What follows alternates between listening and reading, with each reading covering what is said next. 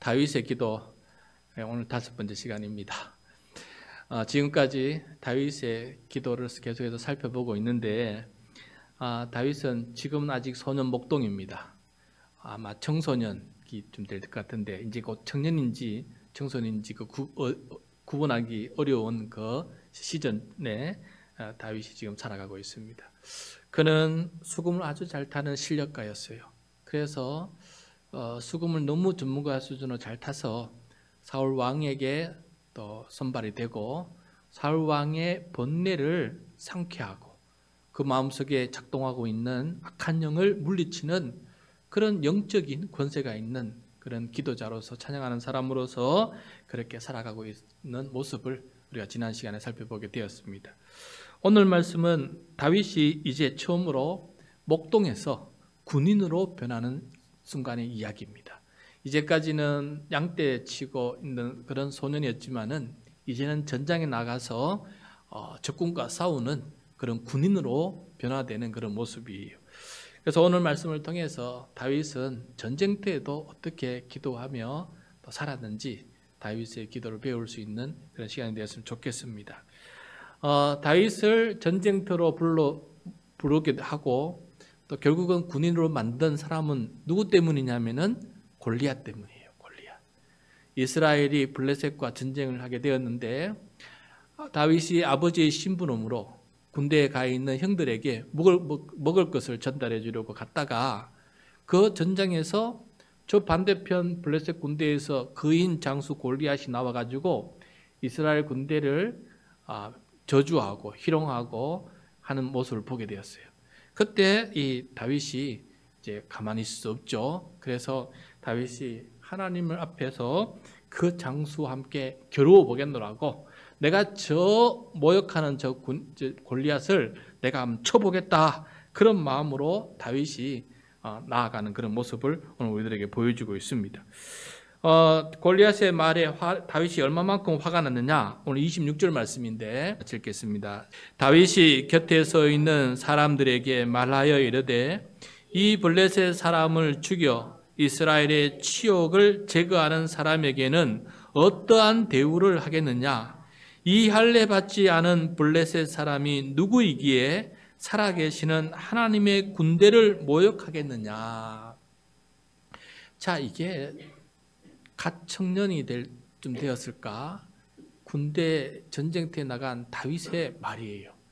좀 담대하고 용맹스럽고 겁이 없고 대단한 그런 말을 하고 있습니다. 이 블레셋 사람을 죽여서 이스라엘의 치욕을 제거하는 사람에게 어떤 대우를 하겠느냐? 다시 말해서 저 사람을 치면 어떤 상을 주겠느냐? 내가 칠 테니까 나에게 그런 상을 한번 다 달라. 이렇게 지금 얘기하는 것이거든요. 그러면서 이 할례 받지 않은 블레셋 사람이 누구이기에 지가 뭔데 감히 살아계신 하나님의 군대를 이렇게 모욕하느냐? 그러면서 하나님께서 모욕당하는 모습에 다윗이 가만히 있을 수 없습니다. 이렇게 주변의 사람들이, 형들도 말렸는데 다윗이 결국 내가 나가서 저 골리앗과 한번 싸우겠습니다 얘기하니까 결국은 사울 왕에까지 그 이야기가 들렸어요. 그래서 사울 왕이 이 얘기 듣고 안 되죠, 말렸습니다. 너는 아직 소년이고 아직 너는 전쟁 경험도 없고 적군과 싸워본 경험도 없고 저 장수와 만나면 너는 죽는다, 안 된다 하면서 사울 왕이 말렸어요. 그래서 안 될 것 같았는데 이 다윗이 또 뭐라고 말하느냐, 사울 왕의 고집을 꺾는 굉장한 말을 합니다. 먼저 34절 35절입니다. 다윗이 사울에게 말하되, 주의 종이 아버지의 양을 지킬 때에 사자나 곰이 와서 양떼에서 새끼를 물어가면 내가 따라가서 그것을 치고 그 입에서 새끼를 건져내었고, 그것이 일어나 나를 해하고자 하면 내가 그 수염을 잡고 그것을 쳐 죽였나이다. 자, 이 목동 다윗은 비록 전쟁터에 나가지 않았지만 적군보다 더 센 이 사자와 곰과 대항해서 싸워서 이긴 그런 경험이 있는 사람이에요. 여러분 생각해 봅시오. 저 거인 골리앗이 서 있는데 그놈이나 자기가 싸웠던 곰이나 뭐 비슷한, 오히려 곰보다 못할 수 있지 않습니까? 내가 곰과 싸워서도 이겼는데 저 장수하고 내가 못 이길 이유가 뭡니까? 하면서 사울 왕에게 아주 용감하게 얘기합니다. 이런 다윗의 용맹을 보고 사울 왕이 기가 차기도 하고, 그래?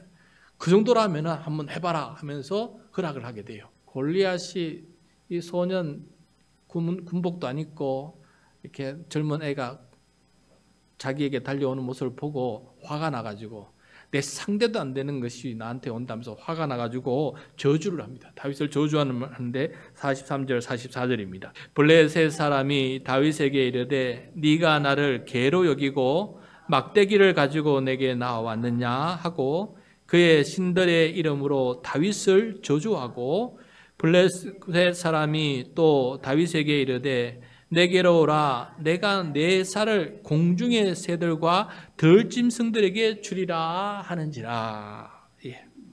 자, 골리앗도 화가 나가지고 이런 애를 상대케 하다니 가만 안 두겠다 하면서 그렇게 저주하고 산산조각 내겠다 하는 말을 하는 것을 보게 돼요.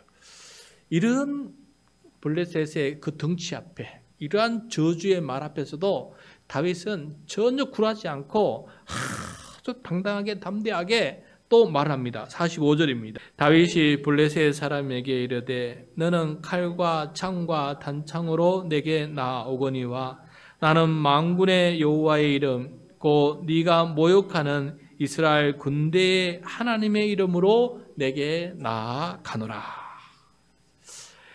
자, 골리앗은 자기가 들고 있는 칼과 단창을 의지하지만은 다윗은 하나님을 의지하면서 나아갑니다. 과거에 하나님께서 사자와 곰과 싸워서도 이기게 하신 하나님이신지라 그 하나님께서 지금에도 나를 붙드시고 이 싸움과 결투에서 이기게 해주실 것이다 하고 하는 그런 담대한 믿음을 가지고 그렇게 주님 앞에 나아가고 있는 것을 보게 돼요. 손에는 돌멩이하고 물매 들고 그렇게 달려가고 있는 것을 보게 돼요. 자, 그리고 난 다음에 다윗이 믿음을 고백해요. 그 달려가는 와중에도 떨리지 않고 두려워하지 않고 염려하지 않고 하나님을 믿는 구원을 노래하고 고백하고 있는 것을 보게 됩니다. 47절입니다. 47절 시작. 또 여호와의 구원하심이 칼과 창에 있지 아니함을 이 무리에게 알게 하리라. 전쟁은 여호와께 속한 것인즉 그가 너희를 우리 손에 넘기시리라. 참 다윗 이 전쟁에 오래 참여한 사람보다 더 멋있는 말들을 하면서 전쟁을 한 번도 해보지 못한 이 청년이 전쟁은 여호와께 속한 것이다. 왜? 사자와 곰하고 싸워봤거든요. 그 싸움은 하나님께 속한 것이라는 것을 알았기 때문에 그놈이나 이 장수나 상관없는 거예요. 전쟁 또한 하나님께 속했다라고 이렇게 고백하면서 자기의 손에, 우리의 손에 넘기실 것이다. 하나님께서 이렇게 구원해 주실 것이다 라고 이렇게 고백하고 달려갑니다. 달려가면서 여러분 잘 아시지요? 물매, 주머니에 있는 돌멩이 끄집어내서 물매에 가서 빙빙 돌려가지고 아주 세차게 돌렸는데 어디에 박혔습니까? 골리앗의 이마에 박혀버렸어요. 명중을 해버렸습니다. 그리고 그 충격에 이 거인 골리앗은 넘어져 버려요. 쓰러져 버려요. 그래서 골리앗이 얼른 달려가서 그 위에 올라서 골리앗의 허리춤에 있는 단창을 뽑아가지고 그 칼로 골리앗의 목을 베어버리고 승리하는 것을 보게 돼요. 그리고 그 전쟁은 완전히 삽시간에 승리로 끝나는 일이 벌어지게 됩니다. 자, 여러분 여기서 궁금합니다. 이 놀라운 물론 이 이야기조차도 이 말 속에도 이미 다윗의 신앙과 고백이 있지만은 이러한 놀라운 기적과 같은 승리를 한 다음에 다윗은 하나님 앞에 어떻게 기도했을까? 무슨 말로 그 밤에 다윗이 하나님 앞에 기도했을까? 이런 생각을 한번 해보게 되었어요. 그래서 시편 70세개 다윗의 시기 70세개 중에서 아마 이때 다윗이 불렀을 기도였을 것이다 생각되는 시편을 하나 찾게 되었어요. 바로 시편 144편입니다. 시편 144편.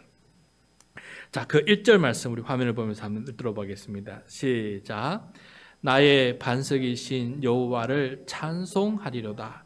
그가 내 손을 가르쳐 싸우게 하시며 손가락을 가르쳐 전쟁하게 하시는도다. 자, 여러분, 이게 다윗의 찬양과 고백인데 무슨 말입니까? 평소에 목동으로 양을 지킬 때 손으로 막대기를 잡고, 그죠? 손으로 사자의 수염을 잡고 싸웠던 그 손을 가르쳐 주신 분이 누굽니까? 하나님이세요. 그 손가락으로 돌멩이를 잡아서 물매에 넣고 미가 손을 돌려서 이 손가락을 놓았을 때 돌멩이가 날아가서 명중하는 이 손가락 훈련을 누가 했습니까? 하나님께서 하셨습니다. 그래서 다윗이 고백합니다. 내 손을 가르쳐 주시고 내 손가락을 가르쳐 주셔서 이 전쟁에서 참여하게끔 그렇게 나를 붙들어 주신 하나님을 찬송합니다 라고 이렇게 고백하고 있는 것을 보게 돼요. 여러분, 다윗이 평소에 자기에게 맡겨진 일들을 굉장히 열심히 잘했던 거예요. 최고의 수준이 됐던 겁니다. 수금도 타니까 최고의 수준이 아닙니까? 그 다음에 막대기와 이 돌멩이 던지는 것도 최고의 수준으로 이게 또 실력을 갖추지 않았습니까? 그렇게 실력을 갖추어 놓으니까 하나님께서 적시적절에 필요할 때 사용하시는 것을 보게 돼요. 수금으로 사울 왕의 마음속에 역사하고 있는 번뇌를 일으키는 악한 영을 그렇게 쫓아낼 줄 누가 알았겠습니까? 다윗은 그런 것을 기대하면서 연습하지 않았거든요. 그런데 때가 되고 상황이 되니까 하나님께서 그렇게 사용하신 것을 보게 됩니다. 또 물매 던지기, 돌멩이 던지기도 이렇게 사용될 줄 어떻게 알았겠습니까? 근데 평소에 그가 열심히 실력을 키워놓으니까 거인 장수 골리앗을 단번에 쓰러뜨리는데 그렇게 하나님께서 이 손을 사용해 줄 줄 누가 알았겠습니까? 그래서 저는 첫 번째 기도, 오늘 기도를 그런 생각이 듭니다. 하나님, 우리가 평소에 하는 일들 정말 열심히 성심껏 잘하는 사람 되게 도와주십시오. 그것을 통해서 사람을 구원하고 그것을 통해서 사람을 섬기고 그것을 통해서 하나님의 일을 할 수 있기 때문에 그렇습니다. 곰곰이 생각해 보십시오. 우리가 가진 달란트도 그게 하나님을 위해서 쓰일 때가 많이 있지 않습니까? 잘하는 걸 통해서 우리가 섬기지 않습니까? 근데 그것을 평소에 일상에서 훈련시켜 놓으니까 하나님께서 그 모습들을 우리를 통해서 사용하시는 거 아니겠어요? 그래서 우리가 평소에 하나님께서 주신 탤런트가 있습니다.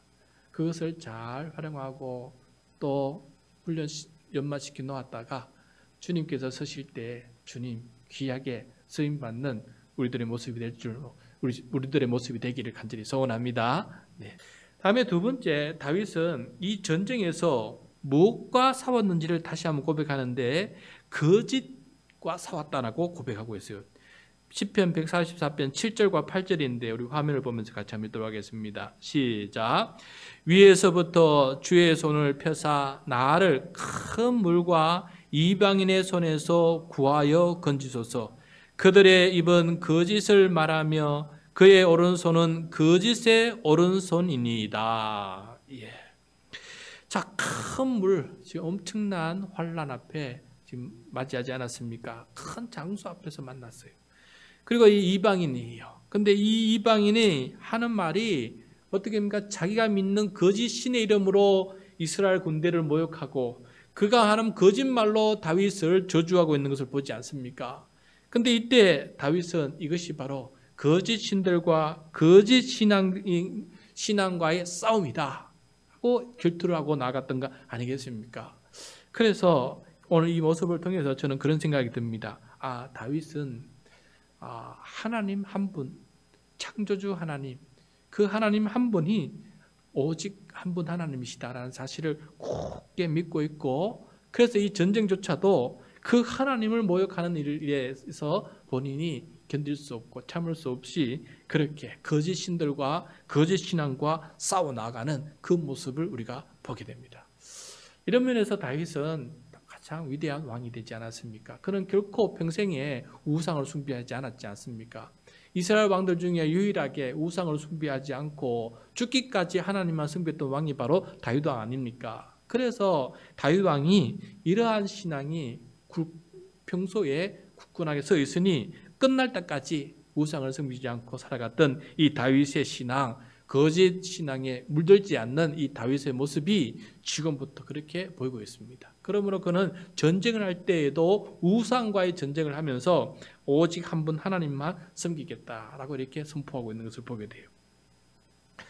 어저께 신문을 봤는데 며칠 전에 여의도 순복음교회 이영훈 목사님이 한국 교회가 무속과의 영적 전쟁을 해야 된다라고 이렇게 선포하는 것을 듣게 되었어요. 이번 윤석열 대통령의 12.3 비상계엄 사태에서도 우리가 잘 살펴보았듯이 정치권에서 무속 신앙에 기대는 현상이 너무 심각하다. 자기도 정치인들 만날 때마다 여러 차례 공개적으로 경고를 했다고 합니다. 그럼에도 불구하고 변화가 없다. 그래서 이 한국교회는 무속 신앙과 이 영적 전쟁을 선포하고 오직 한 분 하나님을 섬기는 그 신앙을 견고히 세워야 된다라고 얘기한 것을 듣게 되었어요. 여러분, 마찬가지로 우리 그리스도인들의 신앙이 다윗처럼 거짓 신과 거짓 신앙을 대항하는 올바른 믿음으로 나아가는 그런 모습이 우리 가운데 가득 넘칠 수 있었으면 좋겠다 하는 생각을 해보게 됩니다. 그 다음에 다윗이 마지막으로 기도를 드리는데 원래 잘하던 것을 또 사용해서 기도하고 있는 것을 보게 돼요. 9절입니다. 9절 같이 읽겠습니다. 시작. 하나님이여, 내가 주께 새 노래로 노래하며 10줄 비파로 주를 찬양하리이다.